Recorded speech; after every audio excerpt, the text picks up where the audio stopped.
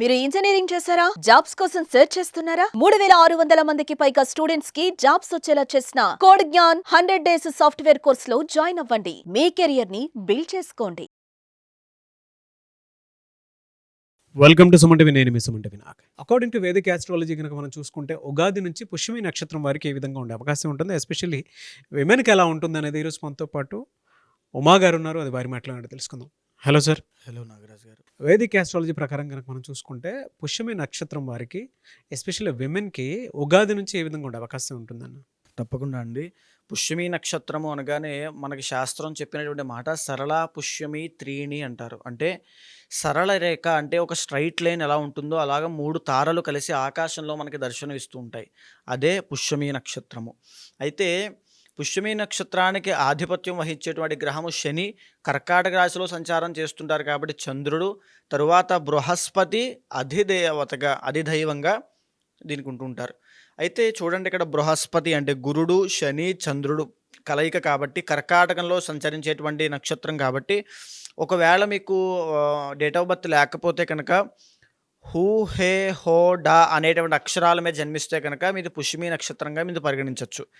అయితే పుష్యమి నక్షత్రం గురించి కొన్ని విషయాలు చెప్పాలి. ఇది ఒక ధార్మికమైనటువంటి నక్షత్రం అండి. పుష్యమి నక్షత్రంలో ఎవరు జన్మించినా వాళ్ళు కారణ జన్ములు అని చెప్పి శాస్త్రం చెప్తుంది. బికాజ్ ఎందుకు అంటే మంత్రసిద్ధి గల నక్షత్రము పుష్యమి నక్షత్రము. పుష్యమి నక్షత్రము ఏ మాసంలో వచ్చినా దానికంటూ ఆ రోజుకంటూ ఒక ప్రసిద్ధి ఉంటుంది. గురువారము పుష్యమి కలిస్తే గురు పుష్యమి, ఆదివారము పుష్యమి కలిస్తే పుష్యార్క యోగము అంటారు. ఇంతటి శక్తి ఎందుకు వచ్చిందంటే పుష్యమి నక్షత్రం వలనే. వీళ్ళు ఏంటి అంటే ఫ్యామిలీ ఎమోషన్స్ అనేవి చాలా ఎక్కువ ఉంటాయి. చాలా సెన్సిటివ్ పీపుల్, బికాజ్ చంద్రుడు అధిపతి కాబట్టి. తర్వాత ఏంటి అంటే over caring people, over possessiveness people. So ఈ పుష్యమి నక్షత్రం వాళ్ళు, బికాజ్ చంద్రుడు ఆధిపత్యం వహిస్తుంటాడు కాబట్టి. తర్వాత శని కాబట్టి వీళ్ళకి ఆధిపత్యం వహించేటువంటిది. శని ఎప్పుడు కూడా ఇండిపెండెంట్ నేచర్ ఉంటుంది. నేను సొంతంగా ఎదగాలి, నాకంటూ ఇది ఉండాలి అనేటువంటి ఆలోచన విధానం ఎక్కువగా ఉంటుంది శని కాబట్టి. తర్వాత 10 మందిని ఇన్స్పైర్ చేసే విధంగా వీళ్ళ జీవన విధానం ఉండే అవకాశం ఉంటుంది మిడ్ ఏజ్ దాటిన తర్వాత. అయితే బృహస్పతి కాబట్టి వీళ్ళకి నాలెడ్జ్ కానీ ఆ స్కిల్స్ కానీ చాలా ఎక్కువ ఉంటాయి. కానీ ఇక్కడ గురుడు శని ఇది కాబట్టి ఆ స్కిల్స్ కానీ నాలెడ్జ్ కానీ బయటికి రావు. అంటే అదొక శాపము లాగా, ఎంత ఉన్నప్పటికీ కూడా కూపస్థ మండూకంలాగా అక్కడే ఉంటారని చెప్పొచ్చు.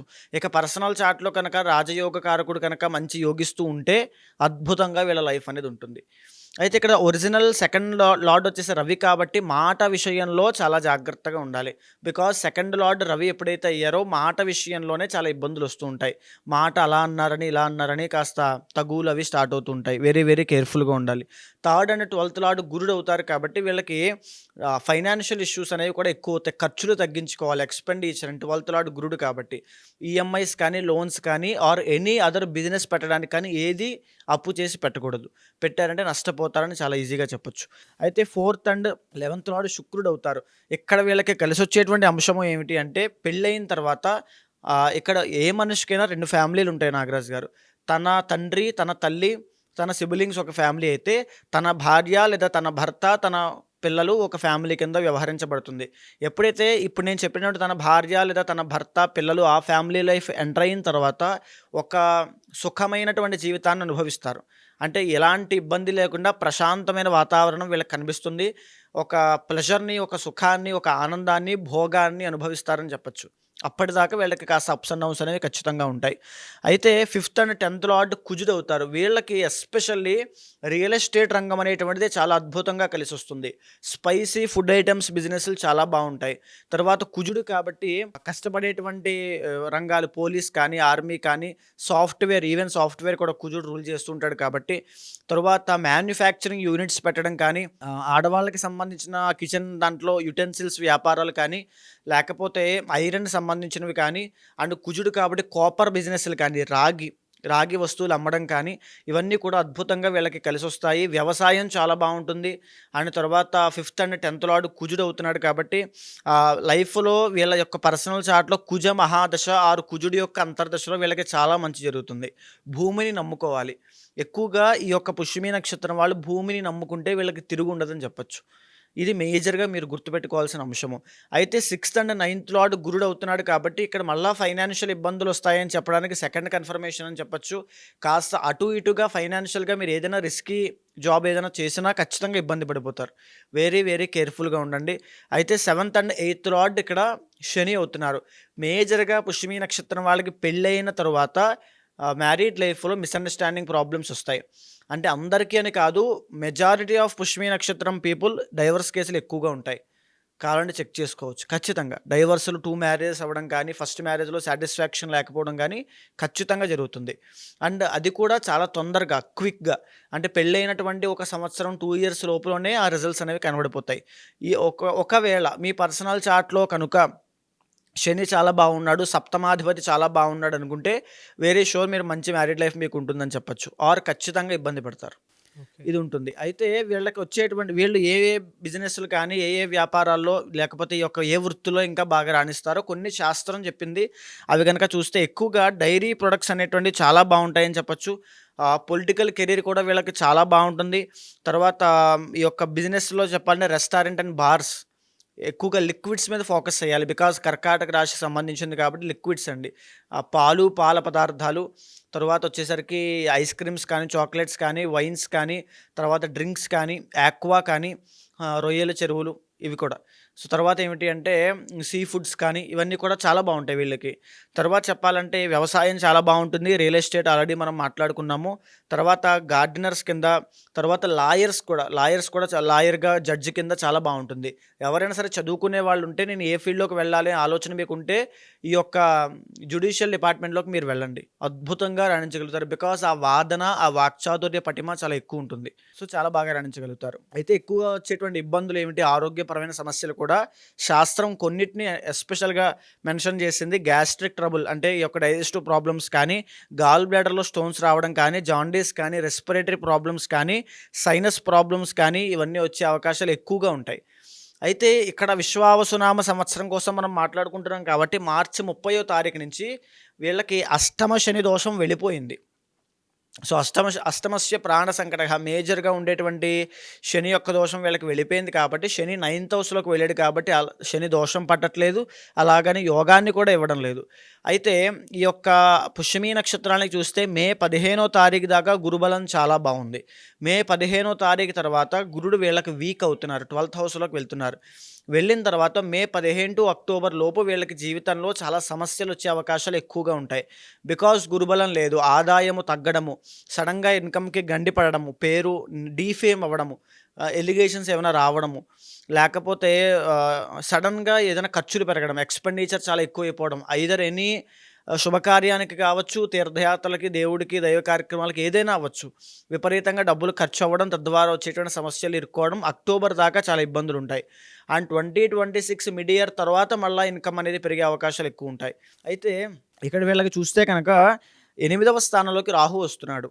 మే 18వ తారీఖు తర్వాత 8వ స్థానంలోకి రాహు వచ్చి అత్యాశకి వెళ్ళకూడదు. అష్టమంలో రాహు కాబట్టి ఏదో వస్తుంది, ఏదో చేసేద్దాం అనేటువంటి విషయం మీద ముందుకు వెళ్ళిపోతే ఉన్నది అనుకున్నది 2 పోతాయి.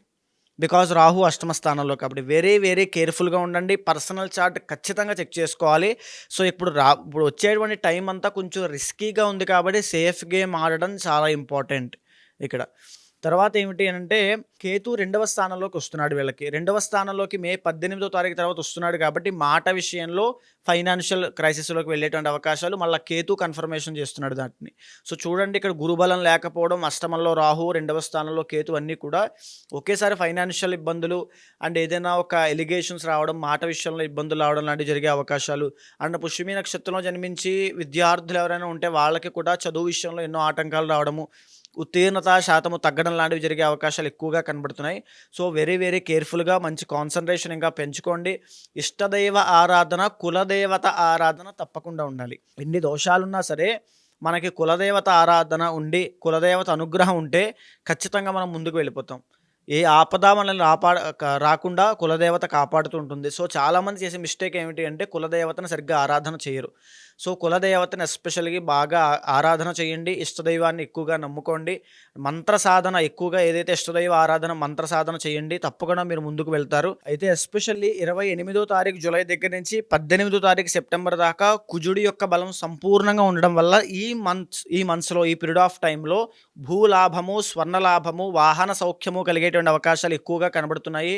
ఖచ్చితంగా ఈ టైంలో కోర్టు వ్యవహారాల్లో ఇబ్బంది పడేవాళ్ళు, తగాదాలు, కలహాల్లో ఉన్నవాళ్ళైనా, లేకపోతే ఎనీ ప్రాబ్లంలో అనారోగ్య సమస్యల్లో ఇబ్బంది పడేవాళ్ళైనా ఖచ్చితంగా వాటి నుంచి బయటకు వచ్చేస్తారని చెప్పొచ్చు. చాలా మంచి టైం ఇది.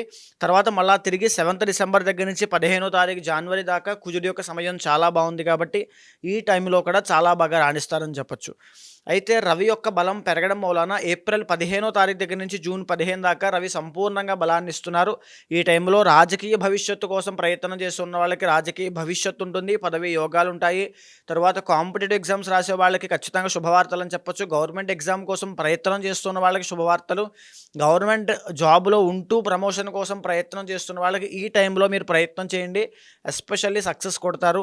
అండ్ రవి బలం పెరగడం మూలాన అనారోగ్య సమస్యలు ఉన్న వాళ్ళకి సంపూర్ణ ఆరోగ్యంతో, మంచి ఆయుష్తో, కార్యసిద్ధి అనేటువంటి జీవితంలో ఒక హ్యాపీ మూమెంట్స్ అనేవి రవి పెరిగిన తర్వాత మెడికల్ ఫీల్డ్లో ఉన్న వాళ్ళకి, బంగారం వ్యాపారం చేసే వాళ్ళకి కూడా అద్భుతంగా కలిసి వస్తుంది. మళ్ళా తిరిగి సెప్టెంబర్ 15వ తారీఖు దగ్గర నుంచి అక్టోబర్ 15 దాకా వీళ్ళకి రవి యొక్క బలం సంపూర్ణంగా ఉంటుంది కాబట్టి ఈ మంత్స్లో మీకు రాజయోగం పడుతుంది. మిగతా మంత్స్ అంతా కూడా కాస్త మిశ్రమ ఫలితాలు ఉంటున్నాయి కాబట్టి ఎక్కడా కూడా డిసప్పాయింట్ అవ్వద్దు. మీ కష్టాన్ని నమ్మండి, మనోధైర్యంతో పనిచేయండి, అవే ఆయుధంగా పనిచేస్తాయి.